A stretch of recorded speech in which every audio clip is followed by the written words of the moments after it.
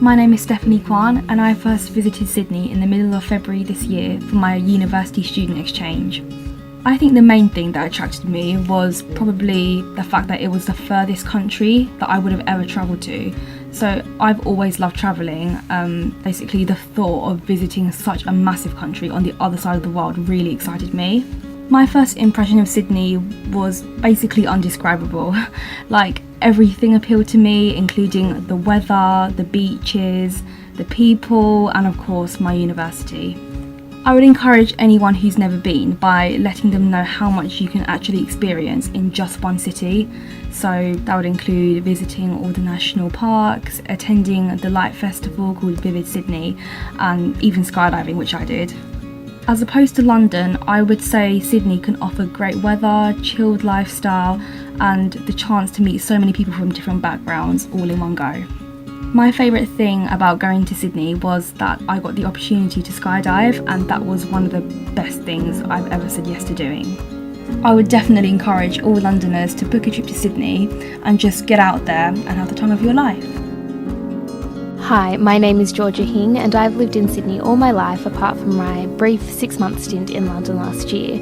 I currently live on the northern side of the Harbour Bridge on the Upper North Shore in Hornsby Heights, also known as the Bushland Shire.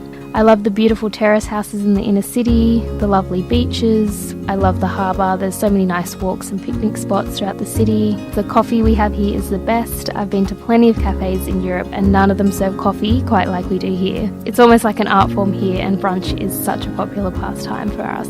What are a few things that attract tourists and holiday makers to Sydney? Obviously the beautiful Sydney Harbour, so the Opera House, the Harbour Bridge, the Rocks, which is one of the first parts of Sydney that was settled by the British. And there's also lots of cultural attractions as well. So there's the Museum of Modern Art, there's the New South Wales Art Gallery, shows at the Opera House or the Capitol Theatre. And then of course you can easily go on a day trip or weekend away to the Blue Mountains, which is one of the most popular tourist destinations. What does Sydney offer that no other city in the world can?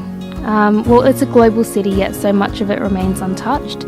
And I guess what I mean by this is that it hasn't turned into a concrete jungle, kind of like New York or Hong Kong, for example. We've got a fairly small CBD, but there's still lots to do and see in the inner city suburbs. And then come New Year's, it's pretty spectacular to see the fireworks on the harbour. So why is Sydney a great holiday destination for Londoners? So the weather for a start. Average winter day is 16 to 18 degrees, the sunshine and the beaches. There's the coastal walk from Bondi to Coogee, which is really amazing. There's spectacular views across the Pacific Ocean. And of course the lack of rain, there's enough of that in London. The food, the wine and of course the harbour. Sorry Londoners, but definitely beats the Thames any day.